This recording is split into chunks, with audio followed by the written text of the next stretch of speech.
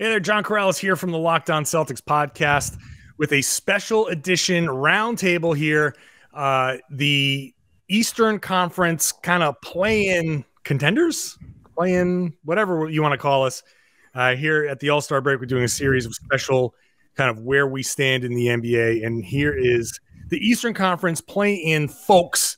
So here representing the Hornets, Doug Branson, the Raptors, Sean Woodley, the Hawks, Brad Rowland, and what the hell are the Brooklyn Nets doing here, Doug Norrie? What am I here? This is crazy. What is going on with the Brooklyn Nets that you are with us? You don't belong here. What's this? They might belong lower. I don't know. This season's going off the rails. Like it's totally off the rails right now. I'm sure we'll talk about it. I cannot believe we're in this spot. Although when you look at the context of the season, I can very much believe that we're in this spot. But yeah, this has gone as bad as you could ever dream it could have gone from the very first tip of the season, and this is where they are, and it's hard to argue with it. Like this is where they are in the play, and they could go lower. This is a crazy point in the season. This is seriously, so this is the group of starting with the Celtics at 34 and 26, Raptors, Nets, Hornets, and Hawks, all within 5 games of each other. So a little bit of separation at the top of this group, but still anything can happen. We know the reason why our teams are down here is because there's some sort of tenuous grip on being good for all of our teams. So, but because the Nets are clear, one of these things is not like the other. Let's start with the Nets, because obviously you're hanging your hat on the Ben Simmons trade. So we've already kind of joked around about why you're here. We all know injuries and everything. Can the Ben Simmons trade fix what's broken in Brooklyn? Well, having better players play can begin to fix it. That's the sort of the place to start with him. One of the problems with the Nets season is they've been playing with just a roster of barely NBA players. Once you get past the injuries and the mandates and guys that Harden that didn't really want to play near the end. After those 3 guys, the roster has been so top heavy that after them would have been the worst team in the league if this was the team on a day in, day out basis. So adding just a guy who actually is all NBA-ish kind of guy, if you can return back to regular form for him, is just a win just to have a warm body. And I know Nets fans are joking about sort of what Dragic is going to mean. These guys actually kind of for them at this point do sort of matter. So I think Simmons, if he can come back at even some percentage of his former self, not the guy that we remember from the Atlanta series, but before that who was just, a real dude. He clearly helps the team just from a talent standpoint, because really it's been talent they've been lacking. And this is why they've dug this hole. They just haven't had enough horses once the big guys got injured or couldn't play. So let's throw this out to the rest of the group then, because basically even if Brooklyn stays in this tier, right, in that 8, 9, 10, because right now they're 8th. And if they get everybody back, this is going to be the, oh crap, they are fully healthy and everything's working for them, even if it takes till the last week of the season. So do you think, what do the rest of you guys think? And let's start with Doug. Do you think that there's this chance that Brooklyn stays here and gets dangerous? What's your crystal ball telling you? I mean, I certainly think there's an opportunity, but the Brooklyn Nets, by the way, Brooklyn, just want to welcome you to the endless middle of the Eastern Conference. Charlotte's been here for a while. The furniture around here is not as quality as what you're used to, but it lasts a long time. John said that all of our teams have a tenuous grip on being good. They also have a tenuous grip on being bad, and that's why we're here. But I think Brooklyn's got a shot, but they face the exact same problem that all of our teams do at this point. And that's that there are only 20-plus games left in the season, 22 for the Charlotte Hornets. And they've got to do a lot of work in a short amount of time to figure things out this season. And Brooklyn, despite having a lot better talent than Charlotte does on paper, they just have just as much time. I know the Hawks and Brad, you kind of have a similar a kind of like a similar, I guess, feeling as Doug and Brooklyn, because the Hawks after last year's run are, we're expecting a lot better this season. We heard Clint Capella talking about like, I don't think everybody took this seriously. I think everybody thought winning was going to be kind of easier. Sharing a little bit, it's almost like the Hawks and Nets kind of share a little kinship here. What's your take on their situation, and what's your take on your situation? And can Atlanta kind of be the team that kind of puts it together? Yeah, it's fairly similar because of where the Hawks were thinking they would be at this point in time, and it was not here.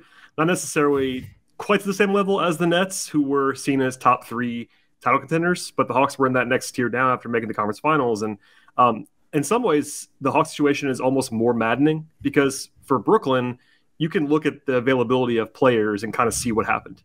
Like Kevin Durant not being around is a pretty obvious issue. Kyrie Irving playing half the time is a pretty obvious issue, etc. The Hawks have been not 100% healthy all season long. They had a pretty bad COVID spell, etc. But they've had a lot of their guys for a lot of the season, and they're still below 500. So that's almost more frustrating for fans and for the team. Honestly, you mentioned the Capella statements. They've been a little baffled, I think, about what's gone wrong, and it's not necessarily a big secret on the numbers because the defense has just been terrible this season, and it's pretty hard to be sub 500 when you're number 2 in the league in offense. That's where the Hawks are right now. That math is difficult, and that kind of means that you're terrible on defense, and that maybe is the clearest explanation of what's transpired. But I think that it'd be a lot easier if they could just be like, Trae Young missed half the season. You can just kind of point to that, but that isn't the case for the Hawks, which is kind of perplexing. Doug nodding in agreement about being a great offense with a terrible defense. The Hornets used to be that. Now they're a middling offense with a terrible defense, and that's why they've lost 9 of the last 10 games going in. But I agree, and I just wonder. I don't know if there was there was a weird season last season, and maybe there was some sort of things that don't normally happen, or teams that succeed in a way that maybe wouldn't have normally succeeded in a normal year, and now we are in a normal year, and some of those things are regressing back to the Knicks. Right. So I think Atlanta has fallen into kind of like every year there's a darling, and then the next year something good. Like the Kings a few years ago were the darling, and then the young team and everybody's like, yeah, we're great. And then guys want to get paid, and some guys do, and guys think, well, I was this good before, I deserve more. And the next year they kind of take a dive. Brooklyn had a year like that. I think the Hawks are having a year like that. I think Cleveland's gonna have a year like that. One team that doesn't seem to have a year like that is the damn Toronto Raptors, who no matter what, they are the Dark Knight in Monty Python and the Holy Grail, and you keep chopping limbs off, and you're just sitting there still wanting to fight you. And here we are in this group, in this podcast. The Celtics and the Raptors are neck and neck, and I think it's 2 teams that might be destined to play each other in the playoffs again, and 2 teams that probably don't want to play each other in the playoffs again. So, Sean, how much more can this Raptors team get out of itself? And is Thaddeus Young going to be a big difference maker? Yeah, I mean, I think I buy into the way they've played since, say, the start of December, right? Like, they're a super weird team. They have their flaws for sure, and that is mostly that they don't have any shooting on the roster. It's just, like, their first 4 guys off the bench are bigs who don't shoot. It's a weird team, but they're playing well because the rest of the guys on the roster really fit together nicely. You can sort of fit those bizarro chaos agents off the bench, along with Thad Young and Kem Birch, the chaos agents being Chris Boucher and Precious Achiuwa, who you never know what the hell you're going to get from those guys. But like with Pascal Siakam playing the way that he has, like he's basically been their backup point guard. And with him able to play point guard, it frees you up to play huge, and you can kind of get away with a little bit less in terms of traditional wing talent on the roster because you have a 6'9" dude who's playing the best basketball of his career at the point of attack, who's driving your offensive possessions. I think they've also really kind of figured out the best way to use Fred VanVleet, who was their all-star over this past weekend, although he has not been their best player over the last month or two or even three. Like, Siakam is clearly the best Raptor right now, and VanVleet is even more dangerous because he doesn't have to create on the ball all the time. He's able to hang out off the ball and offer some of that spacing that this team so desperately needs. So, yeah, like, I think they're kind of playing, you know, they recently had a stretch where they won 8 in a row, and they did so against some really good teams. They had a stretch there where they played the Bulls, the Hawks, the Hornets, and the Heat twice, and they went 7-1 in that stretch of playing all those teams in that, you know, 8-game window there. And then they went on and won 8 in a row. Like, they're a good team when they're at their best. I just think their valleys are really low, and I think they're probably lower than any of the teams in this group because it can get to a point where their offense does sputter. And then when that happens, they can't get their defense set, which is how they create turnovers and get on the run, which is where they're so effective. It's kind of like a negative feedback loop, but it goes the other way too. And, you know, I'm sure all of you have seen this when they've played your teams as well. Like, when they get on a run, it is like truly frightening to watch. I would have to imagine for their team, because it's just this team of 6'9" guys flying around. You don't really know what you're doing. You don't know who plays which position. Thad Young is basically a shooting guard on this team now. Like, it doesn't make any sense, but it also kind of does because they've really leaned into this formula. And I think, you know, where they've played over the last little while here, they're not going to go win 8 of every 10 games or anything like that. But I do think they are a comfortably above 500 team, a team that over the course of a full season probably flirts with, you know, close to 50 wins, just because their best players really make sense and kind of allow them to have this strange roster construction around them. We'll get into the one team we haven't talked about, this guy's team, which was at the a month ago was at the bottom of this pack, and then all of a sudden is at the top of this pack after an incredible run. First, let me tell people about Bet Online. Football's done, but basketball is getting ready for its home stretch, both pro and college. So for all the latest odds, totals, player performance props, to where the next fired head coach is going to land, betonline.net is the #1 spot for all your sports betting needs. BetOnline remains the best spot for all of your sports scores, podcasts, and news this season. It's not just basketball. BetOnline.net is your source for hockey, boxing, UFC, odds, and everything else. I mean, they basically have everything on BetOnline. So head on over to the website today or use your mobile device to learn more about the trends in action. BetOnline, where the game starts.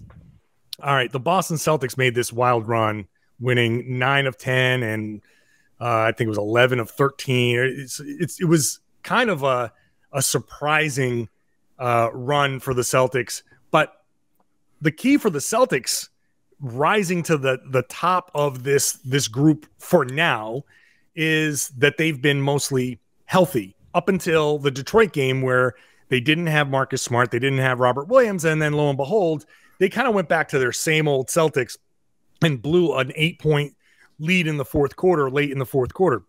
So the Celtics, to me, they need to be whole. And when they're whole, they can be dangerous, because Ime Udoka has come around to using 8 guys, 9 guys, and depending what they do on the buyout market, maybe they get lucky on somebody that can contribute.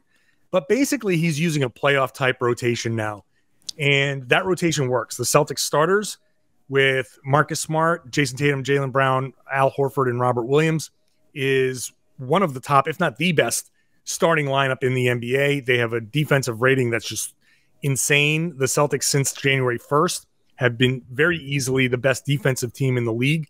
But like I said, especially if they suffer an injury to Tatum or Brown, they're cooked, and they can barely kind of, I think, withstand any sort of extended injury to any one of their key players. And basically anybody that plays is one of their key players at this point. So the Celtics have earned this kind of run to the top with their defense. It's been an elite defense, and Derek White helps that really, really well. He kind of slots right in, and Ime Udoka trusts him right away. He's in the closing lineup. If this Celtics team kind of stays healthy and continues forward, I think they can make a little bit of a push. If any little thing, it really is like the waiter with the overloaded kind of tray. And if you just walk by and take one of those cups off, the whole thing can come falling down. It's got to be balanced perfectly. So with that statement about the Celtics, let's start with this. You guys have seen the Celtics like go on this run. Let's go back to Doug. Does this look from the outside? Does this look sustainable as we try to figure out, because one of our teams is going to avoid the play-in tournament, and well, assuming we'll say that one of our teams, will it be the Celtics or will it be somebody else?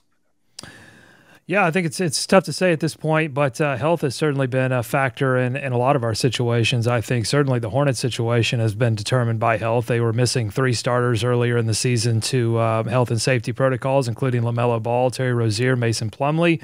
And I called it valiant effort season because they were trying real hard, but still losing basketball games. And for the past few weeks, they've been missing some combination of Cody Martin, who's their best defender, Gordon Hayward, who is just a savvy veteran, a connector on a team full of youth and inexperience. And they've been missing Jalen McDaniels, who gives them length defensively and surprisingly shot making this season. He's been much better offensively. So they've been missing all 3 of those pieces, and it hasn't been valiant effort season this little stretch going into the All-Star break. And that's if now it looks like they may be getting healthier, and so that could bode well for the Charlotte Hornets as they make their final push. So it could be the Hornets. Could be. Yeah. Why not? Montrez Post All-Star bump for LaMelo. You never know. Montrez will fix everything. The guy, noted rim protector. Montrez Harrell, here to save the day. Well, what a lot of people don't know, I'll give you the kind of inside skinny on that move, because I think a lot of people were confused by that move because Montrez Harrell is not a rim defender. Helps a little bit in the rebounding, which the Hornets are not great at, but he's not a super stellar rebounder. So why did they do that? Because the Hornets could not finish at the rim. They couldn't defend the rim, and they couldn't finish at the rim. Montrezl Harrell right now plus 22 when he's on the court versus when he's off in this short little span. So I think, when you're talking about marginal differences between teams in a competitive Eastern Conference, Montrezl Harrell, if the Hornets get healthy, could make a difference. Okay, sure. I rest my case, Your Honor.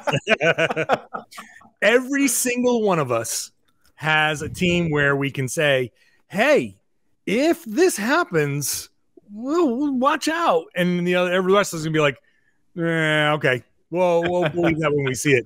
Except for Doug Norrie, who has like the legitimate, like, hey, we also have Kevin Durant coming back, guys. Like, if you could, I think he's like probably a couple weeks away, which I mean, obviously at this point in the season is maybe not soon enough. Like where the Nets can still hang their hats a little bit on this is that, like we said at the beginning, anything that could have gone wrong this season has gone wrong. Like it's truly kind of unbelievable how many things have gone wrong and they're still hanging around. We're in catching a falling knife territory now because it's funny. This group that's sitting here in this pod this is basically the group that the Nets face over the next 7 or so games. Like they get Boston twice, they get Milwaukee once, they get Toronto on a back-to-back. Kyrie can't play in either of those games. And then they get Miami and then Charlotte on the 8th. And actually, I think this conversation will look a lot different after those 7 games because it's going to swap around some of the standings. And the Nets could honestly just lose every game. Like if Durant and Simmons aren't able to play in that stretch, we already know Kyrie can't play almost all of those games unless the mandate changes, which I don't believe it's going to in the next 2 weeks. Like the Nets could easily lose the next 7 games straight, and I wouldn't be totally shocked. Which is nuts. I can't believe, again, we warned about this on the pot right when Durant got hurt. We were like, hey, you got to start thinking about the playoffs and missing the playoffs because it felt very real at this point. They're like 64% on the Raptor rating from 538 to make the playoffs at this point. This is like truly bananas territory we're in, but they are the group that, like you said, I think in some ways Boston, I don't think Boston belongs in this group. I think that your trajectory is so different than the Nets are right now because like I don't know, you coach like all of us. I want to get Doug. There we go. You keep talking about how Boston's going to be. Well, we got like almost like a Robert Williams making like a sneaky defensive player of the year case here, like at the very end. Like there's like a lot of stuff that there's just going different for the Celtics that are going that some of these other teams, like for the rest of everyone in here. I get the context is different for everybody else, but I would say just where the Nets are at this point, it's like I can't even believe I'm saying this. I'm mentally and emotionally preparing myself for a situation where they don't make the playoffs. I think that's very, very real in a way that teams like, and I think definitely fans do not want to recognize.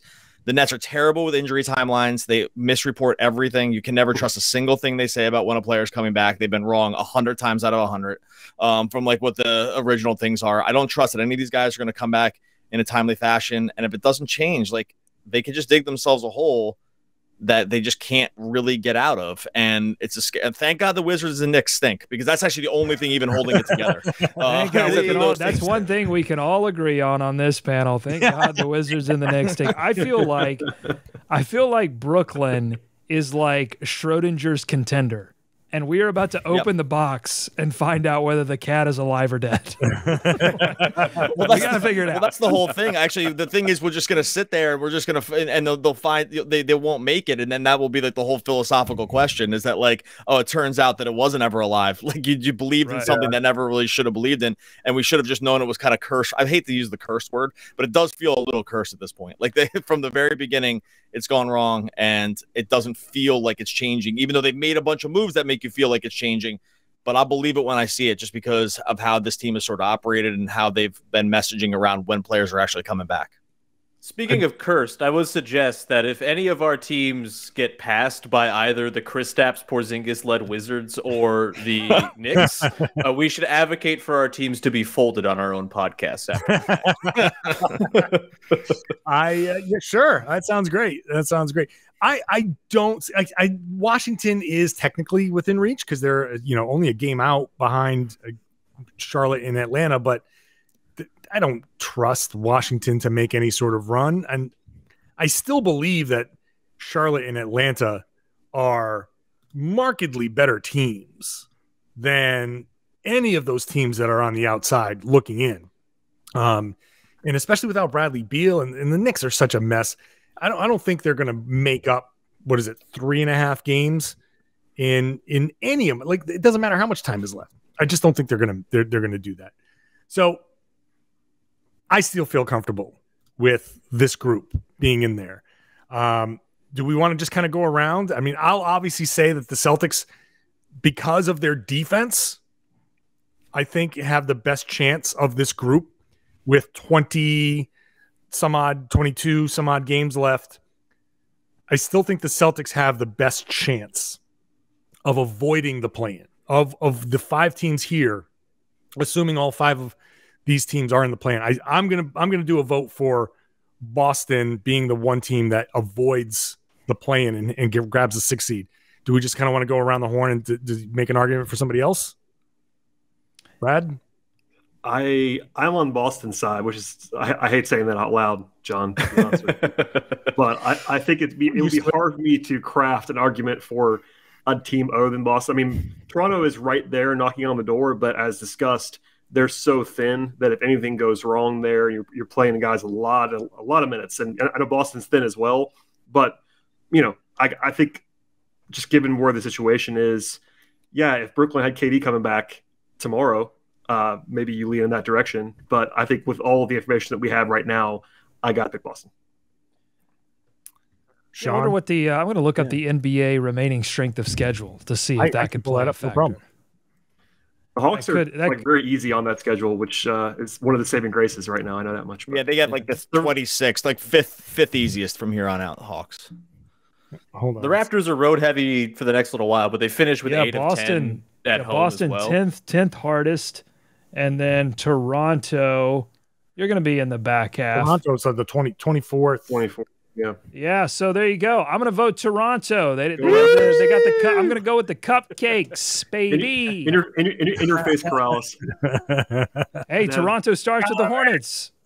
Hey, look, that's fair. I mean, Toronto, you got, I mean that's in a couple of those games are against Cleveland, and I don't trust Cleveland you never know what kind of, Chicago's defense is a mess. Toronto certainly has a road to win a few more games. And, the thing with Boston is they get some of their tougher games kind of out of the way. And I can see that argument for sure. Boston's schedule is a little bit tougher. How's the tiebreaker there, by the way? What's that? How's the tiebreaker between Boston and Toronto as who has the season series right now? You guys will know this, and I don't, but that might come into play. Boston 3-1 Boston, or it's at least 2-1 Boston. I think they played a lot early in the season. Yeah, we got one more game, right? I think so. Yeah, I think it's 2-1. I'm just saying it might matter. So that little stuff, when you're this close, it might come into play. Yeah, Monday, March 28th is Raptors Celtics for I guess an even season split. Yeah, Celtics have you got the first game. Scotty Barnes went nuts, and we were like, "Whoa, look at this!" And we're like, all right, and then the Celtics came back after that. But tiebreakers are going to be huge. I think moving forward, that's a great point. And look, the Celtics have Brooklyn come up. They have games against some of this competition coming up that can kind of propel them forward. The game Thursday against Brooklyn's a great time to catch Brooklyn because we still know KD is not coming back. We know that they're not going to be whole. And the last time they played Brooklyn, it was a not so close game. So hopefully they can continue that again. But yeah, tiebreaker is going to be meaningful. So, Sean, did we get your? We got. Yeah. Make the case for the Hornets, you coward. There you go. I mean, if you go back in time and the Hornets get Jakob Poeltl like they should have all along, then they stand a great chance. But they should have got my boy Yak. I don't know what to say. But no, I think the Raptors stand like they're just a team that wins a lot of regular season games, right? Like they're annoying as hell. You come across teams on a random night and you have this like bizarro team that tries extremely hard, almost to an annoying degree, and they win a lot of regular season games. I don't know what I think about their playoff chances. I feel a little bit better considering Pascal Siakam has played like this sort of, I don't know, top 15 player in the NBA over the last little while. He's been that good. He's turning in one of the best individual seasons for a Raptor quite literally ever. I think he right now is tied for the second best PER that a Raptor's ever put in after Kawhi Leonard. Like that's what he's doing right now. PER is not everything, but it does tell you something. I think the Celtics just scare me too much in terms of like the role they're on with their defense, because that's a team that also tries really hard and has a little bit more in terms of shot making and whatnot. I am really curious though about like what you're rooting for in terms of like first round matchups for your teams, right? Because like I'm sitting here thinking, all right, if the Raptors finish 7th, that's actually not so bad because they might get the Nets and Kyrie can't play in Toronto, and I like their chances against both Charlotte and Atlanta in Toronto as well. So maybe 7's fine, and you take your luck with whatever the 2-7 is in the first round. But like I'm sitting here thinking, like if they somehow end up in like a 7-8 with Boston, I don't want any part of that because that Boston team is terrifying. That said, Boston's been stinky in crunch time this season. They're like a -7 net rating. The Raptors are one of the best crunch time teams. Like that, you can make the argument that the matchup's nice there too. Like this is the thing. I don't know if you guys feel this too, but it just feels like the East in all of these different tiers, and even you could kind of cross match teams from the upper tier with ours. Like it all feels like one big enormous game of rock paper scissors that I don't really know how it's all going to go. So I don't even know if the Raptors want 6th, right? Like it totally depends on matchups as to where you're going to want to be. Obviously, you don't want to play the play-in necessarily, but like there's arguments that it's not maybe the worst thing in the world depending on your matchup too. So yeah, I that's my long way of saying I have no idea. The Celtics, I guess I would, because they're first right now, I would probably pencil them in, but I'm not feeling terribly strongly about any of it because all these teams kind of have one thing they can kind of hold over another and potentially win a play-in or win a regular season matchup that's really important or whatever that might be. I think that's an interesting point about maybe falling into the play-in, not so bad. Let's explore that in a minute. First, I want to talk about Built Bar, which is the best tasting protein bar on the market. It's great if you're sitting here trying to like get through your New Year's resolutions. It's a great thing to put into your snack drawer. Take the candy bars out because those things are like 200 some odd calories, and put in a Built Bar, which is like 130 calories, also 4 grams of sugar, 4 net carbs, and about 17 grams of protein. That's generally what we're going to get with a Built Bar. Go to built.com, scroll over the different flavors. They're not hiding anything.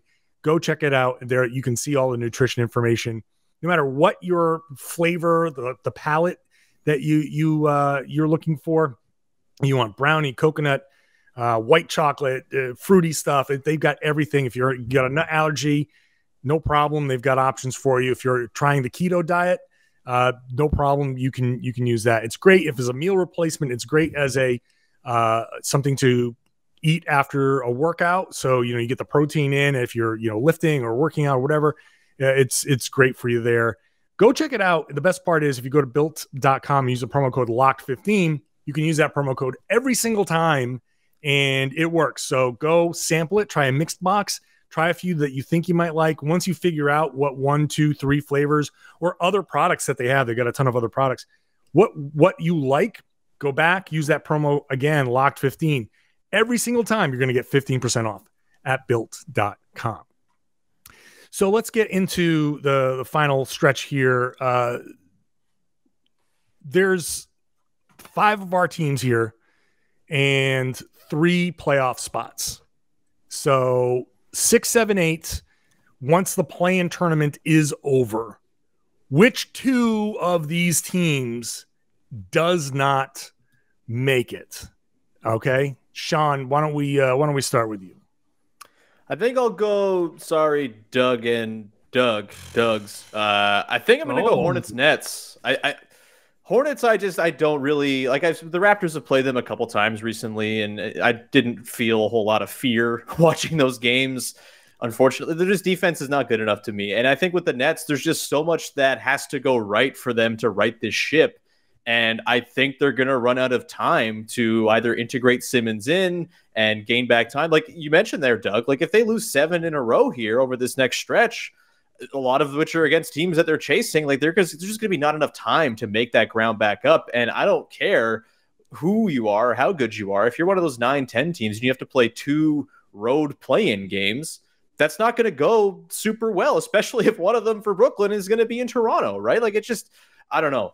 They are too much of a sort of hypothetical for me right now to really pencil them in. And I think the Hawks, as much as they've been a disappointment, watching the Raptors and their strange, experiment lineup all the time. I'm refreshed watching the Hawks because it's just, this is a team that makes sense. It has forwards and wings and centers and point guards, and it all is just a team that is normal and helps my brain feel at ease. And I think they're good. Like Trae Young's really awesome. I think there's something in there that hasn't quite been tapped into yet that I think they've kind of flirted with recently that I think they'll probably climb up here and rattle off some wins to close. And yeah, I would say Celtics, Raptors, Hawks in some order would be 6, 7, 8. Brad, do you feel confident in your Hawks joining this group? Relatively. I think that it would be nice if they didn't have the terrible start to have to overcome. I think if the season just started over, I'd feel a lot better about where they are, but there is that deficit in play for them when compared to like the Raptors or even the Nets right now. I don't think that I would pick the Hawks to fall behind Charlotte. Sorry, Doug. But it's kind of hard to also find that team that they jump over too. And maybe it is the Nets because of the Durant question. I know we talked about it a number of times, but if Durant was out for 3 more weeks, I think you could probably feel pretty pessimistic about the Nets. But if he's back sooner than that, like who knows? And that's the team you have to circle just because of where the Hawks are on the standings. And same thing with the Hornets, being 4 or 4.5, 5 games back of Toronto and Boston with 24 to play. That's a huge, even if I thought the Hawks were better than those teams, that's a huge, huge gap to overcome in that short of a period of time to just go out and flat out project that. So I think if you're the Hawks, you have to think that you're better than Charlotte, and you have to hope that Brooklyn stays in their tumble. That's the most logical way to get them in the playoffs. Doug Norrie, everyone's targeting you. He opened the door. To be fair, he opened the door by saying they were. Oh yeah, I'm not confident. There's a huge Doug bias on this whole podcast. This is like the no Bart's club in this is the no Dougs allowed. Yeah, I'm not confident because I'm realistic. Like it's only been realistic from the very beginning here with this team. It's been off the rails, like you said. They have such a wide gap in outcomes here, like the truly stunning degree, because if they're fully healthy, you could put them in the championship contender because they have Durant. And like when you have Kevin Durant on your team, as long as everyone else isn't a total JB player, like you have a championship like outlook, right? But like we said, like already, the hole they've dug, plus the upcoming schedule, plus the other problems they have, like it's just very hard to still be confident in this without clear timelines around them coming back. So I am not confident. I think Boston's totally 100% safe. I think Toronto's 100% safe. Like I think that those teams are like Boston. If we do this, we'll do this podcast. If we did this in 3 weeks, Boston, you wouldn't even be in this tier. I'm 100% sure about that. It'd be someone else in Karalis' place. But the way that the Nets are just set up right now, this upcoming schedule, you cannot feel confident about it. And short of, I'll switch that immediately if they change the mandate like this week, which there's like some chance at. And if that were to change this week or in the next 10 days, I will flip my thinking a little bit, because getting Kyrie, like the above replacement level stuff that you get from him over the next person, would make up a little bit for the Durant piece. But short of that happening, if we're like 2 weeks out from some of these other players playing, I just don't know how you as a Net fan you can feel really confident about not at least having to play 2 playing games, if not praying to God Washington does not just go into the tank, or the Knicks like keep trying and like eke out some games with their terrible team. So I think there's just too many ways for this to go wrong. That's people aren't going to want to hear that, but they've been beating this drum and they've been right up to this point. Like it's gone bad, and it's hard to see the hope on the horizon. The complete lack of faith in Toronto Raptors legend Goran Dragic to turn this season. Unbelievable. I like it. The move's great. Like it's a great move by them. It's like just the kind of guy they needed. He hasn't played since November. The part where Nets folks think they just brought peak Steph Curry into the door, which is how this has been sort of framed for the team. It's a great move, and you will take him every single time. And great on Nash for being able to talk him into it. I mean, Goran Dragic, who again hasn't played in 3 months, like he's going to be the guy that like vaults you into playoff contention after you have this kind of like JV roster. I don't see it. I love the move, but I just can't see him as this like complete X factor that turns them into this winning team overnight if it's just him. Yeah, I mean, speaking of drums being beaten the entire season, the one drum that I've been beating on the Hornets, on Locked On Hornets, is that Charlotte came into this season without an NBA-level big rotation, and I thought it was malpractice if they were serious about making the playoffs and actually winning a playoff series for the first time since before they left for New Orleans.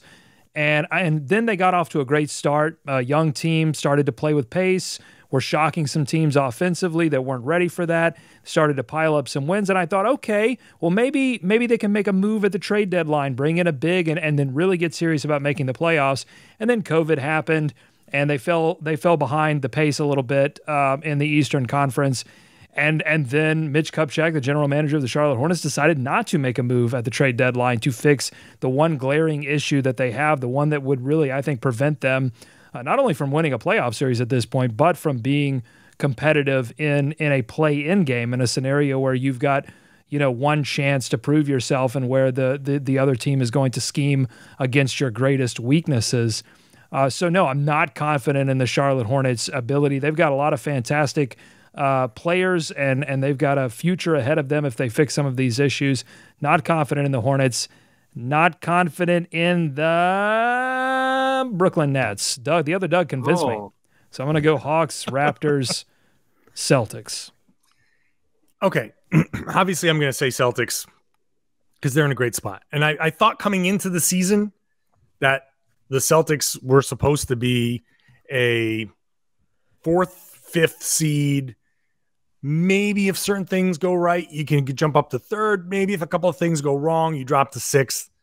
But this is kind of where I thought the Celtics were. They had a slow start. They got crushed by COVID, just like everybody did. But then they had the injury to Jaylen Brown, and it's just too much. And like I said before, this team was never built to withstand injuries to Jaylen Brown or Jayson Tatum. And they lost both of those guys to COVID, and they lost Jaylen Brown to an extended injury.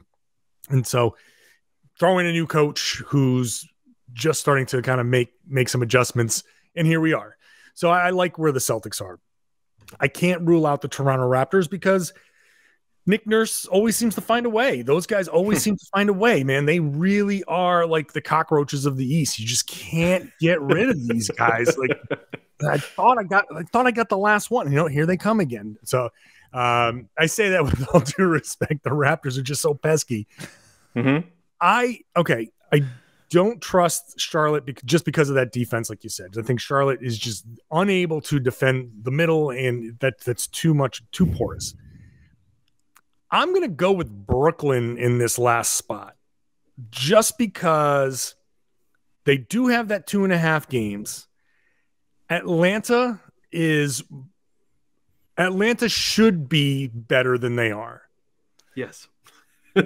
But I don't think a team that's that young, that has come into this season with the attitude of, hey, we just went to the, final. We just went 2 games. We were 2 games away from the NBA Finals. I think that attitude is something that just kind of is a permanent stink on the entire season. And if you haven't been able to pull out of it by now, I don't think the All-Star break is going to be what pulls them out of it. I don't think there's any kind of, for some reason, just in watching teams like this in NBA history, they just can't shake it, because they're close enough where they're like, don't worry, we're going to do it. Don't worry, we're going to be okay. And then all of a sudden there's going to be a reality that hits. Brooklyn, I think you're going to get Kevin Durant back just enough to hold on to that 8th seed. And you're going to get that road. As long as it's not Toronto, you're going to get that road play-in. You're going to get Kyrie. I think Brooklyn can pull it out. And then the narrative will go crazy of like, Brooklyn, the most dangerous 8th seed. And then you're going to lose in the first round of the playoffs. But that last playoff spot, I mean, it can really go any number of ways. I can't bring myself to eliminate the Brooklyn Nets if KD is healthy at all for any 2-week stretch, because I've seen him come back from injury and all of a sudden just come in like he doesn't miss a beat. And then all of a sudden it's a winning streak. And just the Kevin Durant fueled winning streak is enough to hold on to that 8th seed. That's going to be, I'm not entirely confident in that, but that's where I'm going to go with it. All right. Well, that's I think that's a good spot to end it here. We'll see what happens. The buyout market could change things. The Dragic thing, I think, does mean something. It does mean something. It's not insignificant. If there's a buyout guy out there and Charlotte picks up a big man somehow, that could swing. That could swing that last spot. Or they pick up, if Jeremy Lamb gets bought out and they pick up Lamb just to beat the Toronto Raptors. There's the strategy. 3/4 court. He's deadly. Yeah. I was going to say, I mean, the Dragic thing is only going to make the Raptors want to beat the tar out of the Nets more, because boy, oh boy, the clips of the Raptors guys just like rolling their eyes whenever Dragic would say it's kind of like when the Grizzlies kind of rallied around hating Iguodala. I think it's kind of a similar vibe with Dragic in Toronto. Well, that thing was just a mess from the beginning, wasn't it? Just like from the start. It's funny because what they could really use is a backup point guard who can shoot. It was kind of the thing they needed all season long. But hey, Thad Young works too. Get more 6'8" guys? It's the dream, baby. Versatile wings, right? That's the theory. All right, guys, thank you so much to all of you. And who knows how things go? And like I said, in a week we could be doing a completely different show.